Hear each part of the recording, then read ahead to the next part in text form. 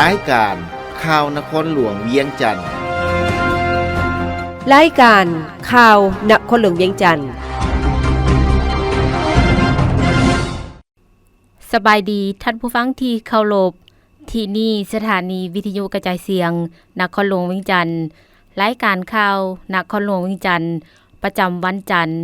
วันที่29กันยายนปี2025ซึ่งมีข่าวสำคัญต่างๆมานำเสนอต่อบรรดาท่านต่อไปเชิญท่านรับฟังรายละเอียดสหายเลขาธิการใหญ่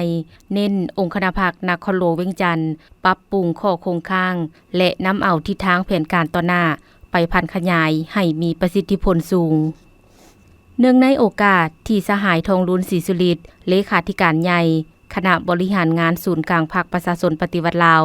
ประธานประเทศเข้าร่วมกองประชุมใหญ่ครั้งที่8องค์คณะพรรคนครหลวงเวียงจันทน์วันที่26กันยายน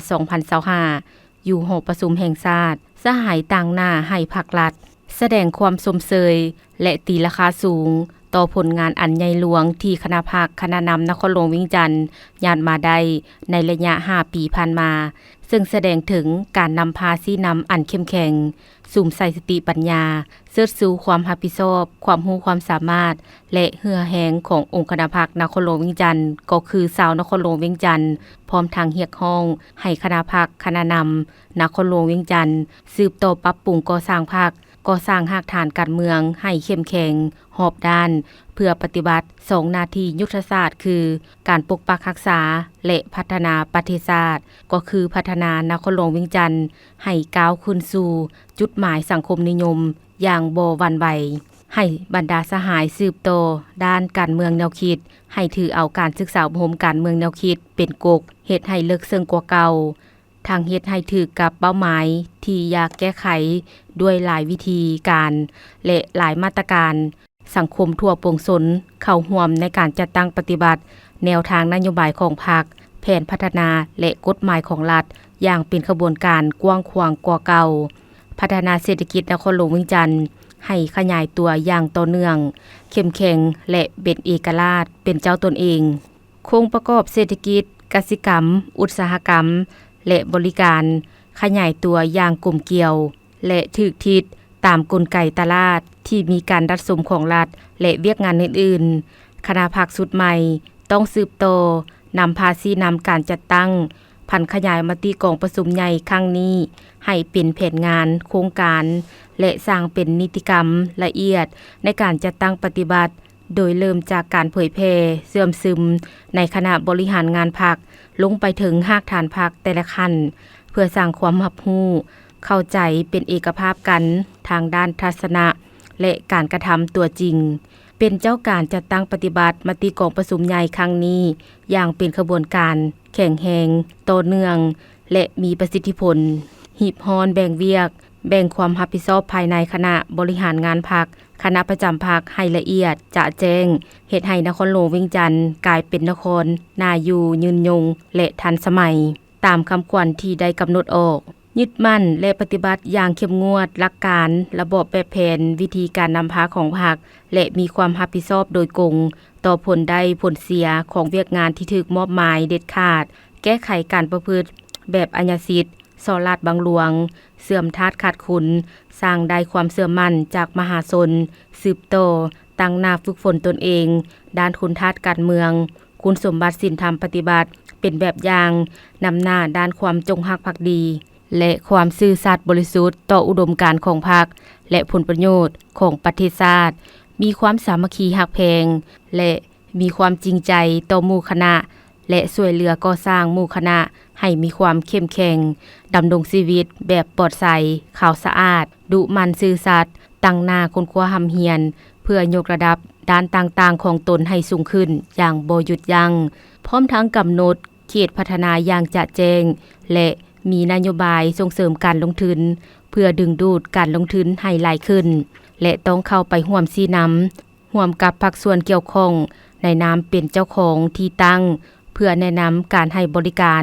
การพัฒนาและสร้างรายรับเข้าสู่งบประมาณให้หลายขึ้น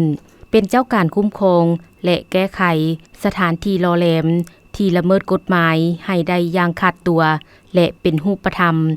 สืบต่อสร้างให้นครหลวงเวียงจันทน์ได้รับการพัฒนาและขยายตัวต่อเนื่องเพื่อเป็นตัวแบบให้แขวงต่างๆทั่วประเทศรับประกันเวียกงานป้องกันชาติป้องกันความสงบสูมใส่ผลิตเสบียงอาหารและผลิตเป็นสินค้าให้นับมือหลายขึ้นกองประชุมใหญ่ครั้งที่ 8 องค์คณะภาคนครหลวงเวียงจันทน์ได้สำเร็จตามจุดประสงค์และระดับคาดหมายแต่ภาระหน้าที่ในการนำพาชี้นำนับแต่นี้ไปและในซุมปีต่อหน้าจะหนักหน่วงแต่ข้าพเจ้าเชื่อว่าด้วยมูลเชื่อความสามัคคีเป็นเอกภาพภายในองค์คณะภาคนครหลวงเวียงจันทน์ติดพันกับแบบแผนวิธีนำพา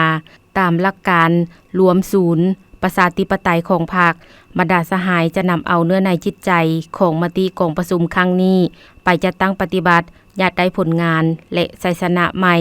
ใหญ่กว่าเก่านำเอานครหลวงเวียงจันทน์ก้าวเข้าสู่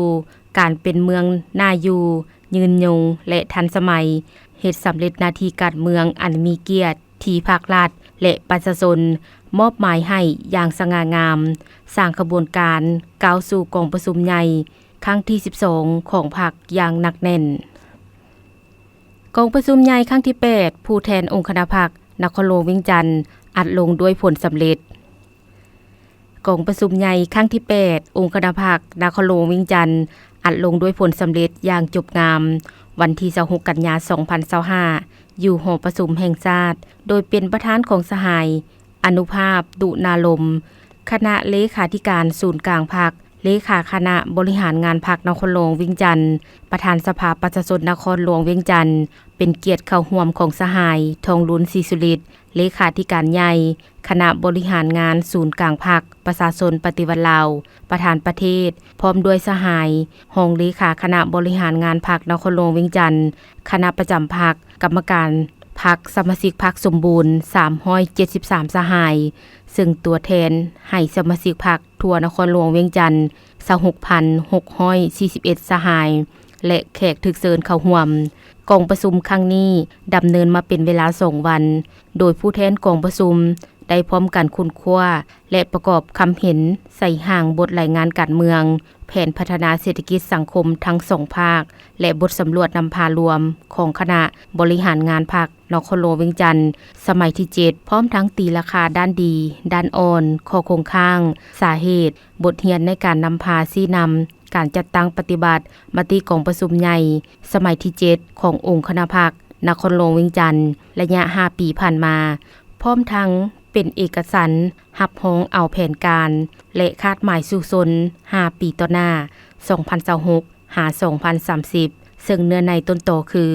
สืบต่อศึกษาอบรมการเมืองแนวคิดติดพันกับการจัดตั้งพันขยายมติกองประชุมใหญ่สมัยที่ 12 ของพรรคมติกองประชุมใหญ่ครั้งที่ 8 องค์คณะพรรคนครหลวงเวียงจันทน์ให้กลายเป็นแผนยุทธศาสตร์ในการพัฒนาเศรษฐกิจสังคมปฏิบัตินโยบายปกสทั่วปวงชนรอบด้านของพรรคยึดมั่นแนวทางเปลี่ยนแปลงใหม่รอบด้านที่มีหลักการของพรรคปรับปรุงการจัดตั้งรากฐานพรรคให้มีความปลอดใสเข้มแข็งหนักแน่นอย่างแท้จริงตั้งหน้าปฏิบัติอัตราเติบโตระดับ8%รวมยอดผลิตภัณฑ์ภายใน GDP ฮอดปี 2030 ให้บรรลุ 153.292.2 ตื้อกีบเฉลี่ยต่อหัวคน 134.24 ล้านกีบโครงประกอบเศรษฐกิจแขนงการกสิกรรมกวม 11.5 ส่วนห้อยแขนงอุตสาหกรรมกวม 47.5 ส่วนห้อยแขนงบริการกวม 41 ส่วนห้อยของ GDP ปฏิบัติยุทธศาสตร์การศึกษาแห่งชาติรับประกัน3ลักษณะ5หลักมูลจะตั้งปฏิบัติการเรียนการสอนให้มีคุณภาพยกสูงพลบทบาทของสภาประชาชนให้มีประสิทธิผลและคุณภาพสูงขึ้นสืบต่อปฏิบัติยุทธศาสตร์การต่างประเทศของพรรครัฐบาลในการเสื่อมโยมเสื่อมโจทย์กับบรรดาแขวงนครเพื่อนมิตรและสากลกองประชุมใหญ่ได้เป็นเอกภาพคัดเลือกเอาคณะบริหารงานพรรคนครหลวงเวียงจันทน์สุดใหม่ประกอบด้วย3หุ่นคืออายุเกษียณ เพศเผ่าที่ได้ผ่านพฤติกรรมมีบทเรียนในการนำพาประกอบมีทั้งคนหุ่นนุ่มผู้สืบทอดที่มีความรู้ความสามารถเหือแหงและสติปัญญาเพื่อเปลี่ยนแทนและรับประกันให้การนำพาจัดตั้งปฏิบัติมติกองประชุมใหญ่ครั้งที่ 8 ได้รับผลสำเร็จตามระดับคาดหมายที่วางไว้ทั้งเป็นหลักแรงแก่นสารให้การเต้าโฮมความสามัคคีเป็นเอกภาพอย่างหนักแน่นภายในองค์คณะพรรคนอกนี้ผู้แทนกองประชุมยังได้ป้อนบัตรคัดเลือกเอาคณะบริหารงานพรรคสุดใหม่โดยมีผู้สมัคร46สหายเลือกเอา41สหายหญิง8สหายในนี้ได้ตกลงเป็นเอกสารเลือกเอาสหายอนุภาพตุนาลมเป็นเลขาคณะบริหารงานพรรคนครหลวงเวียงจันทน์สหายอาจสะพังทองศรีพันดรและสหายศิริราชทงศิลป์ทองเพ็งเป็นรองเลขาคณะบริหารงานพรรคนครหลวงเวียงจันทน์สหายบุญเพ็งศรีณวงศ์พรเป็นประธานคณะกวดกาพรรคนครหลวงเวียงจันทน์และเลือกเอาคณะประจำพรรคนครหลวงเวียงจันทน์ด้วยการป้อนบัตรลงคะแนนเสียงมีผู้สมัคร16สหายเลือกเอา13สหายหญิง2สหายพร้อมทางคัดเลือกผู้แทนสมบูรณ์และสำรอง36สหายเพื่อเป็นตัวแทนสมาชิกพรรคทั่วองค์คณะพรรคนครหลวงเวียงจันทน์เกี่ยมเข้าร่วมกองประชุมใหญ่ครั้งที่12ของพรรคตื่มอีกสำเร็จกองประชุมใหญ่ครั้งที่10องค์คณะพรรคกระทรวงศึกษาธิการและกีฬากองประชุมใหญ่ครั้งที่10องค์คณะพรรคกระทรวงศึกษาธิการและกีฬาอัดลงด้วยผลสำเร็จอย่างจบงามในวันที่26กันยายน2025ภายหลังดำเนินมาเป็นเวลา2วันอยู่ห้องว่าการศูนย์กลางพรรคโดยเป็นประธานของสหายธงสลิดมังนอเมกคณะเลขาธิการศูนย์กลางพรรคเลขาคณะบริหารงานพรรครัฐมนตรีกระทรวงศึกษาธิการและกีฬามีสหายกี่แก้วไข่คำพิทูลกรรมการกรมการเมืองศูนย์กลางพรรครองนายกรัฐมนตรีสหายวิไลวงศ์บุตรดาคำกรรมการศูนย์กลางพรรครองหัวหน้าคณะจัดตั้งศูนย์กลางพรรคพร้อมด้วยผู้แทนสมบูรณ์368สหายที่เป็นตัวแทนให้สมาชิกพรรคแขนงศึกษาวิทยาศาสตร์และกีฬาทั่วประเทศเข้าร่วมกองประชุมใหญ่ครั้งนี้บรรดาผู้แทนองค์คณะพรรคกระทรวงศึกษาธิการและกีฬาได้พร้อมกันใส่สิทธิประชาธิปไตยปนบัตรคัดเลือกและรับรองเอาคณะบริหารงานพรรคกระทรวงศึกษาธิการและกีฬาสมัยที่10โดยมีผู้สมัคร28สหายเลือกเอา23สหายหญิง6สหายในนี้ได้เป็นเอกภาพเลือกเอาสหายธงสลิดมังนอเมกเป็นเลขาคณะบริหารงานพรรคกระทรวงศึกษาธิการและกีฬาสมัยที่10สหายนางดาลาวรกิตติพันธ์เป็นรองเลขาคณะบริหารงานพรรคสหายสินทวรดาลาวงศ์เป็นประธานคณะกวดกาพรรคสหายจันทวงศ์ปัญญาศิริสหายคำเสนไสยวงศ์สหายทองสุขแก้วมณีและสหายเวียงทองพลทจักรเป็นรองประธานคณะกวดกาพรรคพร้อมนี้ยังได้คัดเลือกเอาผู้แทนสมบูรณ์และสำรอง15สหายไปเข้าร่วมกองประชุมใหญ่ครั้งที่12ของพรรคประชาชนปฏิวัติลาวตื่มอีกโอกาสนี้สหายกี่แก้วไข่คำพิทูลก็ได้แสดงความสมเสยต่อผลงานการเคลื่อนไหวขององค์คณะพรรคแต่ละขั้นสมาชิกพรรคและมหาชนทุกสหายที่ได้ประกอบส่วนอย่างตั้งหน้าและแข็งแรงในภารกิจการพัฒนาการศึกษาก่อสร้างทรัพยากรมนุษย์เวียกงานวิทยาศาสตร์และการกีฬาของประเทศพร้อมทั้งมีทิศชี้นำต่อคณะพรรคสุดใหม่และทิศทางรวมในการพัฒนาเวียกงานการศึกษาวิทยาศาสตร์และกีฬาตามคำขวัญของกองประชุมที่ว่ายกสูงความสามารถนำพาหอบด้านของคณะพรรคทุกขั้นปรับปรุงระบบการศึกษาวิทยาศาสตร์และการกีฬาให้หันเปลี่ยนอย่างแข็งแรงและมีคุณภาพสูงขึ้นรับใช้ภารกิจของพรรคสามารถเสื่อมโยงกับพรรคพื้นและสากลจำปาหอมการค้าส่งเสริมการผลิตข้าวที่มีคุณภาพส่งขายภายในต่างประเทศโรงสีข้าวบุญเฮียงหรือ โรงสีข้าวจำปาหอมสร้างตั้งและเติบใหญ่มาในขบวนการผลิตแบบครอบครัวชาวนาเริ่มดำเนินกิจการปี 1996 เป็นธุรกิจครอบครัวขนาดน้อยสามารถสีข้าวได้400 500 กิโลต่อชั่วโมงท่านนางบุญเฮียงพรหมมีไสประธานบริษัทจำปาหอมการค้าขาออกค้าเข้าจำกัดประกอบคำเห็นต่อในกองประชุมใหญ่ครั้งที่ 8 องค์คณะภาคนครหลวงเวียงจันทน์วันที่25กันยายน2025ว่าตนรู้สึกภาคภูมิใจและเป็นเกียรติอย่างสูงที่ได้รับอนุญาตให้ประกอบคำเห็นในหัวข้อตัวแบบการส่งเสริมการปลูกข้าวและผลิตเป็นสินค้าภายในและส่งออกต่างประเทศโรงสีข้าวบุญเฮียงหรือโรงสีข้าวจำปาหอมเริ่มดำเนินกิจการปี 1996 เป็นต้นมาซึ่งเป็นธุรกิจครอบครัวขนาดน้อยสีข้าวได้400-500 กิโลต่อชั่วโมงแต่ยังบ่สามารถคัดแยกเม็ดข้าวสารให้มีคุณภาพย้อนข้าวเปลือกที่ซื้อจากชาวนามีการเจือปนหลายแนวพันธุ์ปี 2008 หา 2018 ได้พัฒนารูปแบบและวิธีการผลิตจึงสามารถยกระดับการผลิตข้าวสารที่มีคุณภาพและสามารถนำเสนอเป็นผลิตภัณฑ์ข้าวที่มีกาหมายจำปาหอมจากนั้นก็ได้ส่งเสริมชาวนา413ครอบครัวสนองแนวพันธุ์ข้าวปรับปรุงท่าดอกคำสมทบกับการเพิ่มขนาดเครื่องจักรโรงสีจากขนาดน้อยเป็นขนาดกลางโรงอบซอตเตอร์คัดแยกสิ่งเจือปนเพื่อผลผลิตข้าวเปลือกและข้าวสารที่มีคุณภาพสูงมีเตาอบกำลังการผลิต12ต้นต่อครั้งสามารถสนองข้าวสารจำหน่ายสู่ตลาดขนาด12กิโลและ48กิโลโดยมีหลายชนิดแนวพันธุ์ข้าวเส้นข้าวเจ้าหอมข้าวเหนียวไก่น้อยข้าวเจ้าหอมเมืองหมอกและข้าวหางไก่น้อยมีขนาดบรรจุ 0.555 กิโลออกสู่ตลาดนครหลวงเวียงจันทน์ปี 2019 หาปี 2020 ได้พัฒนาและยกระดับการสีข้าวขึ้นอีกบาท91โดยได้รับการช่วยเหลือจากหลายภาคส่วนโครงการเป็นต้นจากโครงการช่วยเหลือภาคธุรกิจระยะ2โครงการ FAB ด้านเทคนิคการออกแบบผลิตภัณฑ์การออกแบบระบบสร้างการนำใส่วัตถุดิบและ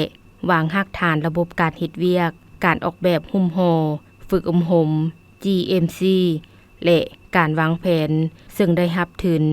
SME จำนวน2ครั้งนอกนี้ยังได้รับทุนถมคุมดอกเบี้ยของรัฐบาลในการย้ายที่ตั้งโรงสีมาฮอดปี 2024 สามารถส่งออกข้าวสารไปต่างประเทศสำเร็จเช่นประเทศแบนซิต 1,500 ต้นและประเทศฝรั่ง400ต้นผ่านการสุกยุส่งเสริมกลุ่มปลูกข้าวของบริษัทจำปาหอมการค้าขาออกขาเข้าจำกัดได้มีบัตรก้าวขยายตัวและเข้มแข็งหลายกว่าเก่าปัจจุบันมี2กลุ่มคือกลุ่มการผลิตข้าวเป็นสินค้าบ้านโดนวังโพบ้านดุงบ้านโดนบ้านทาเดือสิงหอมบ้านดงกะลึมบ้านพร้าวและกลุ่มผลิตแนวพันธุ์ข้าวหุ่น3บ้านทาเดือสิงหอมบ้านภูคำบ้านลาดควายบ้านทาสว่างและบ้านแก่งไข่มีสมาชิกชาวนา376ครอบครัวเนื้อที่744เฮกตาร์ผลผลิต 3,348 ต้นในนี้นาปี394เฮกตาร์และนาแสง350เฮกตาร์ในอนาคตอันไกลนี้คาดว่าจะได้รับการยั่งยืนมาตรฐาน GMP ถ้าแผนดังกล่าวเป็นจริงจะเพิ่มเพดานกำไรขึ้นและสนองเข้าที่มีคุณภาพสูงออกสู่ตลาดภายในและต่างประเทศจะสามารถกระจายผลกำไรลงสู่กลุ่มผลิตข้าวส่งเสริมการผลิตข้าวเปลือกที่มีคุณภาพสูงให้หลายขึ้นเพิ่มกำลังการผลิตขึ้นเป็น6ต้นต่อชั่วโมงจากแต่ก่อน 1.5 ต้นต่อชั่วโมงโรงอบเป็น42ต้นต่อชั่วโมงจากแต่ก่อน12ต้นต่อชั่วโมงจัดซื้อข้าวเปลือก 43,200 ต้นโดยซื้อจากกลุ่มชาวนาที่โรงสีได้ส่งเสริมกว่า50ส่วนห้อยในนี้ ข้าวสารที่สีออกมาแล้ว60ส่วนหอยจะเป็นข้าวปน40ส่วนหอยจะเป็นข้าวขัดคุณภาพซึ่ง50ส่วนหอยของข้าวขัดคุณภาพได้ถูกบรรจุและขายภายใต้กาหมายจำปาหอมประธานสมาคมคุณค่าลาวแสดงความภาคภูมิใจที่เห็นนครหลวงเวียงจันทน์มีการพัฒนาก้าวขึ้นพร้อมทั้งขอเป็นส่วนหนึ่งในการสนับสนุนให้แก่การเติบใหญ่ของนครหลวงเวียงจันทน์ในต่อหน้าท่านนางแก้วมณีวรภาลีคันประธานสมาคมคุณค่าลาวห้องประธานแนวลาวสร้างชาตินครหลวงเวียงจันทน์ให้สัมภาษณ์ในโอกาสเข้าร่วมกองประชุมใหญ่ผู้แทนองค์คณะภาคนครหลวงเวียงจันทน์ครั้งที่8ว่าข้าพเจ้ามีความภาคภูมิใจที่ได้เข้าร่วมกองประชุมครั้งนี้โดยได้รับฟังการสรุปเวียกงานระยะ5ปีผ่านมาเห็นว่ามีผลงานพ้นเด่นหลายด้านซึ่งแสดงให้เห็นความเอาใจใส่บุกบืนของคณะภาคคณะนำนครหลวงเวียงจันทน์ทุกขั้นรวมถึงประชาชนชาวนครหลวงที่ร่วมแรงร่วมใจจัดตั้งปฏิบัติบรรดาแผนงานโครงการปฏิกองประชุมครั้งพันมาถึงแม้นว่าจะมีความยุ่งยากมีสิ่งกีดขวางหลายประการก็ตามแต่ก็สามารถญาติได้ผลงานพ้นเด่นหลายด้านพร้อมกันนั้นก็ได้รับฟังบรรดาตัวแบบต่างๆขึ้นรายงานผลงานในระยะผ่านมาซึ่งได้ประกอบส่วนอันสำคัญเข้าในการพัฒนานครหลวงเวียงจันทน์นอกจากนี้ก็ยังได้รับฟังการรายงานแผนงานใน5ปีต่อหน้าโดยเห็นว่ามีความแทดเหมาะกับการพัฒนาในระยะใหม่โดยเฉพาะเวียกงานหันเป็นทันสมัยการสร้างตัวเมืองที่สะอาดและงดงามสร้างให้ประชาชนชาวนครหลวงเวียงจันทน์มีชีวิตที่ดีขึ้นมีความอยู่ดีกินดีท่านนางแก้วมณีวรภาลีคันประธานสมาคมคุณค่าลาวห้องประธานแนวลาวสร้างชาติได้กล่าวว่าสำคัญอีกอย่างหนึ่งข้าพเจ้ามีความภาคภูมิใจในแผนงาน5ปีทั้งหน้าของคณะครั้งที่8แม่นมีแผนการที่จะแจ้งจะหันเป็นทันสมัยและเป็นตัวเมืองที่สะอาดและงดงามและให้สร้างให้ประชาชนของนครหลวงได้อยู่ดีกินแซ่บเพราะฉะนั้นเพิ่นสิเฮ็ดได้จังซั่นต้องเป็นการประกอบส่วนของเบิดทุกคนให้ปฏิบัติตามแผนนโยบายของเพิ่นให้ไปตามเป้าหมายอันนี้ข้าพเจ้าก็เป็นคนนึงที่อยู่นครหลวงเวียงจันทน์แล้วก็ได้สนับสนุนกองประชุมในสุดนี้แล้วก็มีความภาคภูมิใจที่เพิ่นให้มีส่วนในการที่มาผันขยายเนื้อในของกองประชุมในแต่ละยุคแต่ละสมัย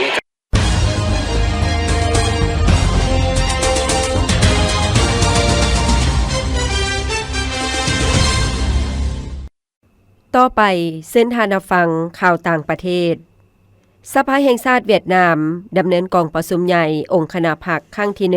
1กองประชุมใหญ่ผู้แทนองค์คณะภาคสภาแห่งชาติสาธารณรัฐสังคมนิยมเวียดนามครั้งที่1อายุการ2025-2030ได้เปิดขึ้นในวันที่24-25กันยาที่ผ่านมาโดยการให้เกียรติเข้าร่วมของท่านโตเหลิมเลขาธิการใหญ่พรรคคอมมิวนิสต์เวียดนาม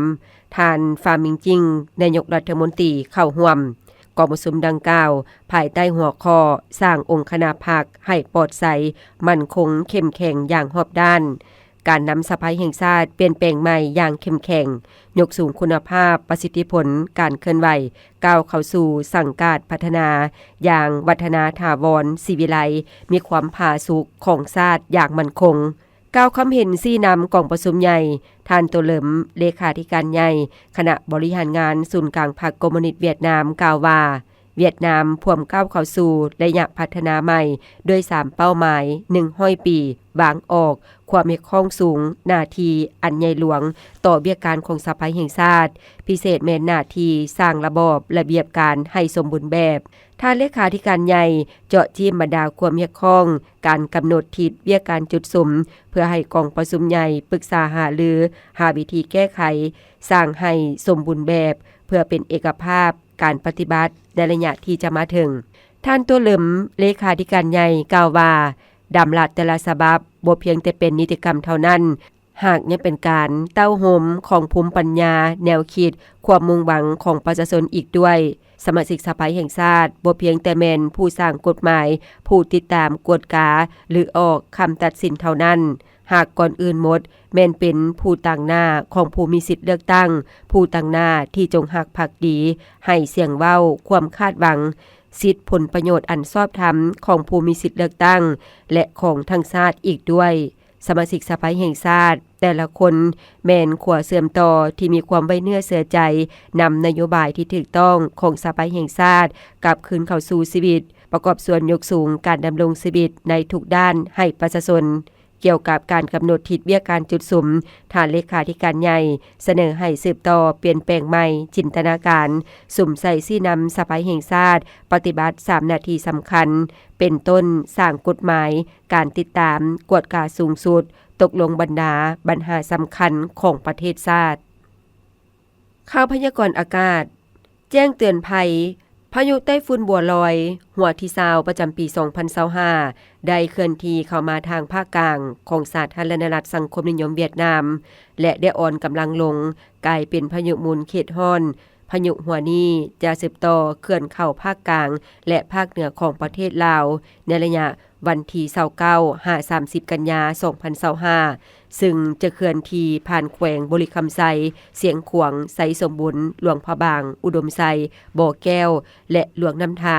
หลังจากนั้นจะอ่อนกำลังลงตามลำดับกลายเป็นความกดดันอากาศต่ำที่มีกำลังแห้งปกคลุมอยู่ภาคเหนือของประเทศลาวซึ่งจะเฮ็ดให้ฝนตกฟ้าห้องฟ้าเลื่อมในระดับค่อยหาปานกลางอยู่ทั่วไป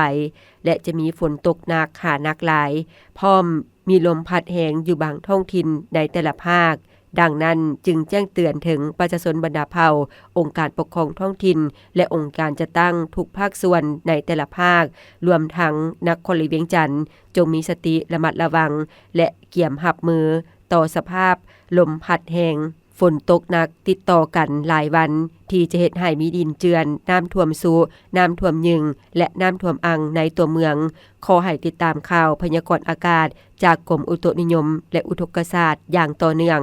พยากรณ์อากาศแต่เวลา 7 โมงของวันที่29กันยาหาเวลา 7 โมงของวันที่30กันยา2025ภาคเหนือด้านตะวันออกจะมีฝนตกฟ้าห้องฟ้าเลื่อมในระดับค่อยหาปานกลางอยู่เกือบทั่วไปและตกหนักหาหนักหลายพอมีลมพัดแรงอยู่บางท้องถิ่นหรือเนื้อที่การปกคลุมของฝนเท่ากับ80ส่วนห้อยของภาคอุณหภูมิในระหว่าง18-25องศาภาคเหนือด้านตะวันตกจะมีฝนตกฟ้าห้องฟ้าเลื่อมในระดับค่อยหาปานกลางอยู่ทั่วไปและตกหนักหาหนักหลายพอมีลมพัดแรงอยู่บางท้องถิ่นหรือเนื้อที่การปกคลุมของฝนเท่ากับ85ส่วนห้อยของภาคอุณหภูมิในระหว่าง21-28องศา